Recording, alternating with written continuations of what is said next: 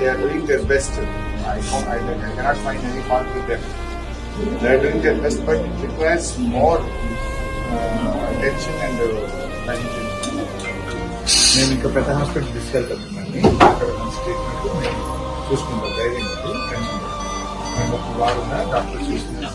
అందుకుంటున్నాను ఏం భయపడదు. నేను సేఫే ఉన్నావు, మీకు అన్ని రకాలుగా మంచి వైద్యం అందిస్తాను. మంచి డాక్టర్ చూసుకుంటాను. ధైర్యం టెన్షన్ లేదు.